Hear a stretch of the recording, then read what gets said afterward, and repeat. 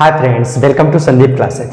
Friends, जैसा कि आप सबको पता होगा, हम लोग साइलेंट लेटर्स पढ़ रहे हैं और साइलेंट लेटर्स का जो है पार्ट 1 और पार्ट 2 हम लोग पढ़ चुके हैं, जिसके अंतर्गत जो है हम लोग बहुत सारे नियमों को सीख चुके हैं, जान चुके हैं और इससे बहुत ज़्यादा हम लोगों को रिस्पॉन्स भी हुआ है। और ये साइलेंट लेटर्स का जो है पार्ट 3 रहेगा और इसमें भी हम लोग कुछ नई चीज़ों को सीखेंगे और ये साइलेंट लेटर्स का अंतिम पार्ट रहेगा और जो भी डाउट बचे कुचे हैं वो आज क्लियर हो जाएंगे। देखते हैं friends, silent letters. Silent letters, पहला नियम है, यदि सी के बाद ई आई वाई में से कोई एक आए। यदि कोई शब्द है, कोई अंग्रेजी का शब्द है और उस अंग्रेजी के शब्द में एक लेटर आया हो सी और सी के तुरंत बाद या तो ई आ जाए या तो आई आ जाए या तो वाई आ जाए। सी के बाद या तो ई आ जाए या तो वाई आ जाए या तो आई आ जाए, में से कोई एक आए तो सी को सा पढ़ते हैं।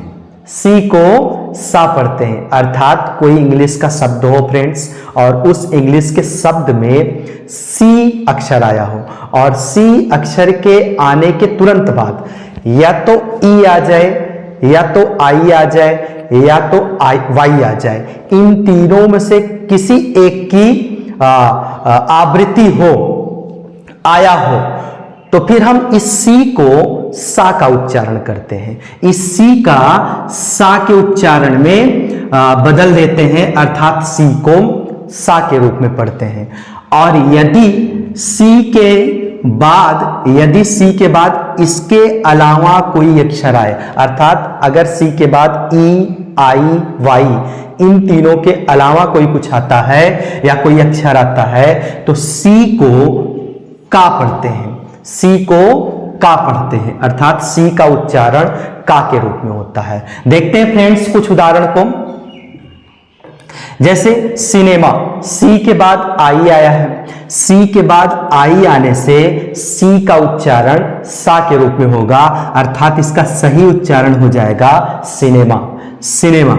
उसी तरह से आगे है RICE, यहां पर भी सी के बाद ई आया है तो सी का सही उच्चारण हो जाएगा सा और इस शब्द का सही उच्चारण हो जाएगा राइस, राइस। उसी तरह से सी के बाद यहां पर वाई आया, सी के बाद यहां वाई आने से सी का सही उच्चारण हो जाएगा सा, अर्थात इस शब्द का सही उच्चारण हो जाएगा साइबर, साइबर। उसी तरह से सी के बाद ई आया, सी का उच्चारण सा के रूप में होगा और इसका सही उच्चारण हो जाएगा सेंचुरी, सेंचुरी।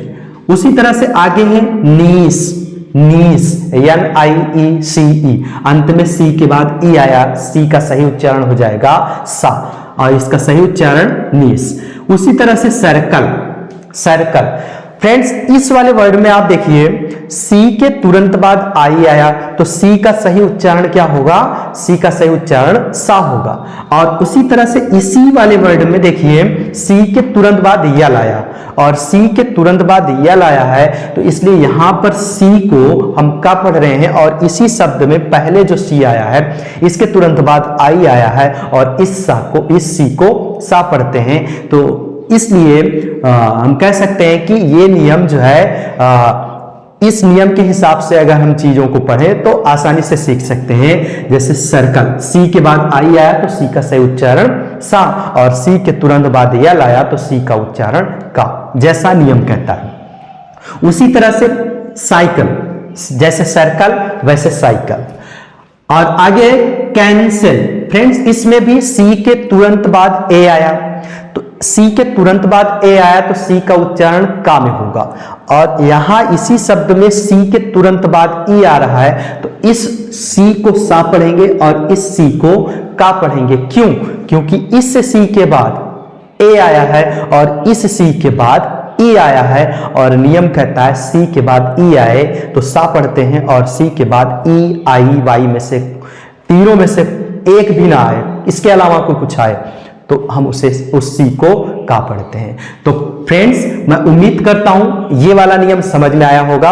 आगे देखते हैं नेक्स्ट नियम को। यदि सी के बाद आई ए आए, यदि सी के बाद कोई शब्द हो और उस शब्द में सी अक्षर आया हो और सी अक्षर आने के तुरंत बाद आई ए आए, अगर आई ए आता है तो फ्रेंड्स सी को सा पढ़ते हैं, सी को सा पढ़ते हैं। अगर सी के बाद आई ए आए तो सी को हम सा पढ़ते हैं, और ये कौन सा सा है? इस सा को फ्रेंड्स हम बोलते हैं तालव्य सा, तालव्य सा, तालव्य सा, तालव्य सा। इस सा को हम तालव्य सा बोलते हैं, और वो वाला जो सा है उस सा को दंत सा बोलते हैं। तो फ्रेंड्स, अगर सी के तुरंत बाद आई ए आता है तो इस सी को हम तालव्य वाले सा के रूप में उच्चारण करते हैं। उदाहरण देखते हैं, जैसे सोशल, सोशल। अब यहां पर सी के तुरंत बाद आई ए आया है, तो इस सोशल को हम इस तरीके से लिखेंगे। क्यों? क्योंकि सी के बाद आई ए आया है, तो इसका सही उच्चारण हो जाएगा सोशल। उसी तरह से रेशियल, रेशियल को कैसे लिखा जाएगा फ्रेंड्स? Racial, racial. क्यों? क्योंकि सी के तुरंत बाद आई ए आया है, और जब सी के तुरंत बाद आई ए आए तो इस सी को तालव्य सा के रूप में पढ़ते हैं। उसी तरह से फेशियल, फेशियल, ईटीसी। फ्रेंड्स, मैं उम्मीद करता हूं ये वाला भी नियम समझ में आया होगा। आगे देखते हैं नेक्स्ट नियम को। यदि किसी अंग्रेजी शब्द में, यदि कोई अंग्रेजी का शब्द हो और उस अंग्रेजी के शब्द में टी के बाद आई ए, आई ई, आई ओ में से कोई एक आए, यदि कोई अंग्रेजी का शब्द है और उस अंग्रेजी के शब्द में टी आया हो और टी के तुरंत बाद आई ए आ जाए, या तो आई ई आ जाए, या तो आई ओ आ जाए, इन तीनों में से टी के तुरंत बाद इन तीनों में से कोई एक आता है तो टी को सा पढ़ते हैं। फ्रेंड्स, यहां पर भी टी को तालव्य वाला सा का उच्चारण देंगे। यदि टी के तुरंत बाद आई ए, आई ई, आई ओ इन तीनों में से कोई एक आता है तो हम टी को क्या पढ़ेंगे? टी को तालव्य वाला सा पढ़ेंगे। उदाहरण देखते हैं। Initial, I N I T I A, यहां पर फ्रेंड्स आया टी के बाद आई ए, तो इस टी का हम सही उच्चारण क्या करेंगे? सा। और कैसा सा? तालव्य वाला सा। तो इसका सही उच्चारण हो जाएगा इनिशियल, इनिशियल। उसी तरह से आगे है P A R T I A, T के तुरंत बाद आई ए आया तो इसका सही उच्चारण हो जाएगा पार्शियल, पार्शियल। उसी तरह से आगे है P A T I E L T, T के तुरंत बाद आई ई आया है तो इसलिए टी का सही उच्चारण हो जाएगा तालव्य वाला सा, और इस शब्द का सही उच्चारण हो जाएगा पेशेंट। उसी तरह से आगे है R A T I O, T के तुरंत बाद आई ओ आया तो इसलिए टी का सही उच्चारण हो जाएगा तालव्य का सा, अर्थात इस शब्द का सही उच्चारण हो जाएगा रेशियो, रेशियो। उसी तरह से प्रमोशन, प्रमोशन। क्यों? क्योंकि टी के तुरंत बाद आई ओ आया और इस टी का सही उच्चारण हो जाएगा सा, और कैसा सा? तालव्य वाला सा, प्रमोशन। उसी तरह से portion, P O R T I O N, P O R T I O N, T के तुरंत बाद आई ओ आया तो इसलिए टी का सही उच्चारण हो जाएगा तालव्य का सा, अर्थात इस शब्द का सही उच्चारण होगा पोर्शन, पोर्शन। मैं उम्मीद करता हूं फ्रेंड्स ये वाला भी नियम आप सबको बहुत अच्छा लगा होगा। आगे देखते हैं। यदि ई के बाद कोई इंग्लिश का शब्द है और उस शब्द में ई आया हो और ई के तुरंत बाद ए आए, यदि कोई इंग्लिश का शब्द है और उस इंग्लिश के शब्द में ई आया हो और ई के तुरंत बाद ए आया हो तो ए आए तो ए साइलेंट होता है, अर्थात ई ए एक साथ आए, ई के तुरंत बाद ए आए तो ए साइलेंट होता है। उदाहरण देखते हैं। T E A M, T E A M, team, team. इसमें ई के तुरंत बाद ए आया तो इसलिए ए यहां पर साइलेंट होगा। ई ए सी एच, ईच, ईच, ई के बाद ए आया तो ए यहां पर साइलेंट होगा। उसी तरह से ब्रेड, ब्रेड BREAD, ई के जस्ट बाद ए आया, यहां पर भी जो है ए साइलेंट होगा, इसका सही उच्चारण हो जाएगा ब्रेड। उसी तरह से बीम, BEAM, बीम, ETC। मैं उम्मीद करता हूं फ्रेंड्स ये वाला भी नियम समझ में आया होगा। आगे देखते हैं। इंग्लिश में जब भी किसी शब्द में एक ही लेटर्स दो बार आए तो उसका उच्चारण डबल ना होकर सिंगल होता है। अर्थात इसका क्या मतलब हुआ? इसका यह मतलब हुआ कोई इंग्लिश का शब्द हो, कोई अंग्रेजी का एक शब्द हो और उस अंग्रेजी में कोई एक ऐसा लेटर्स जो दो बार आया हो, एक के बाद एक, जिसकी आवृत्ति एक से अधिक बार हुई हो। कोई इंग्लिश का शब्द हो और उस इंग्लिश के शब्द में एक ऐसा कोई लेटर्स जिसकी आवृत्ति एक से अधिक बार आया हो, अर्थात दो बार आया हो, तो वहां पर उस लेटर्स का जो उच्चारण होगा वो डबल ना होकर के सिंगल के अनुसार होगा। अर्थात उसे हम सिंगल रूप में पढ़ेंगे, सिंगल में उच्चारण करेंगे। देखते हैं कैसे। KITTY, यहां पर टी दो बार आया है, टी की आवृत्ति दो बार हुई है, लेकिन इसे जो है सही उच्चारण में हम पढ़ेंगे किटी, डबल ना करके हम क्या कहेंगे? किटी, एक ही सिंगल में ही पढ़ेंगे इसको, किटी। उसी तरह से HAPPY, इसको सही तरीके से पढ़ेंगे happy, happy, happy. Double P होने के बावजूद भी हम इसे जो है सिंगल में उच्चारण करेंगे। उसी तरह से APPLE, एप्पल, हम लोग पहले पढ़ते थे एप्पल, लेकिन इसका सही उच्चारण हो जाएगा एप्पल, एप्पल।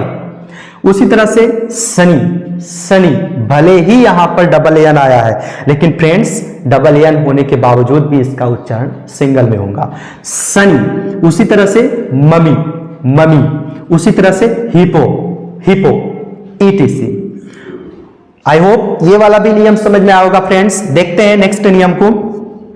यदि किसी शब्द की शुरुआत, यदि कोई इंग्लिश का शब्द हो और उस शब्द की शुरुआत कॉन्सोनेंट से हो, यदि कोई शब्द हो, इंग्लिश का शब्द हो और उस शब्द की शुरुआत कॉन्सोनेंट अर्थात एक व्यंजन से हो और उसके ठीक बाद वॉवेल्स हो, तो उसका उच्चारण 95%, 95% वॉवेल्स के अनुसार होता है। इसका क्या मतलब हुआ?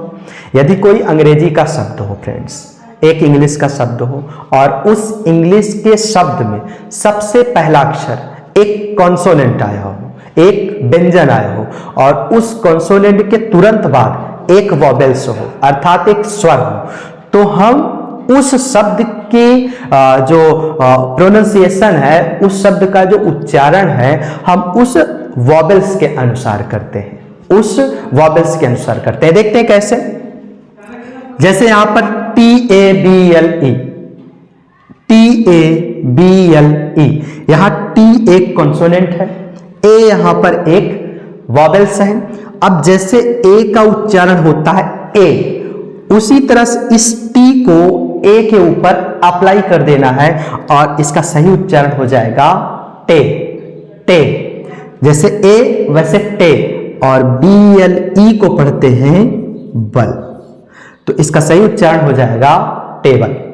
उसी तरह से आगे है स्पाइडर। फ्रेंड्स अगर यस हो, पहला अक्षर अगर यस हो और यस के तुरंत बाद एक दूसरा कॉन्सोनेंट आ जाए, अगर पहला अक्षर यस हो और यस के तुरंत बाद जो है एक दूसरा कॉन्सोनेंट आ जाए, तो इस यस का सही उच्चारण होगा इस। अगर कोई इंग्लिश का शब्द हो और उस इंग्लिश के शब्द की शुरुआत यस अक्षर से हो और यस के तुरंत बाद एक दूसरा कॉन्सोनेंट आ जाए, क्योंकि यस भी एक कॉन्सोनेंट है, और यस के तुरंत बाद एक दूसरा कॉन्सोनेंट आ जाए, तो जो यस है इस यस को इस पढ़ते हैं, इसका उच्चारण करते हैं।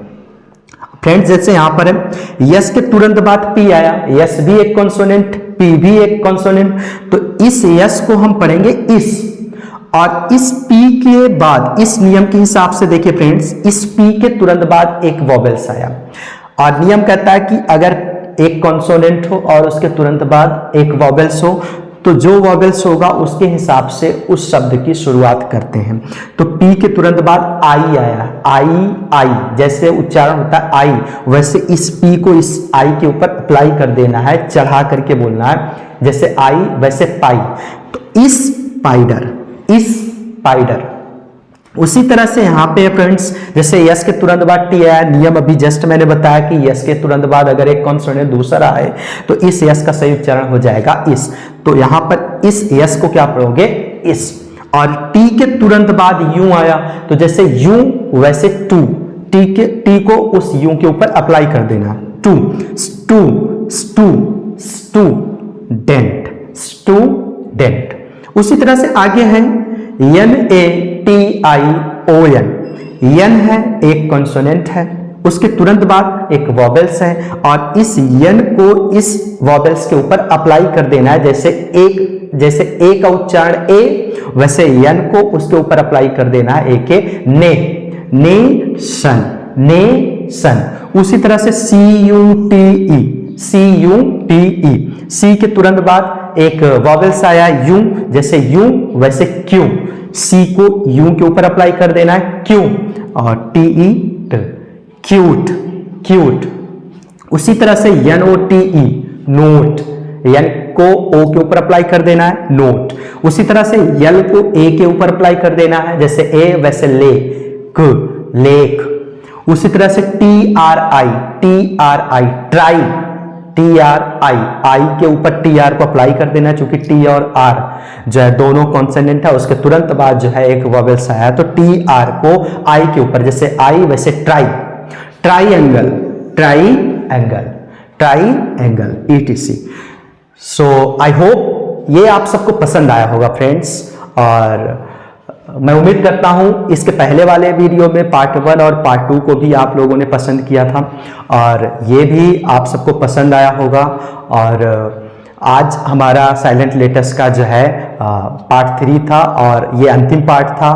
और thanks for watching my video, और हम लोग मिलते हैं एक नेक्स्ट वीडियो में एक नए टॉपिक के साथ। तब तक के लिए थैंक्स अ लॉट।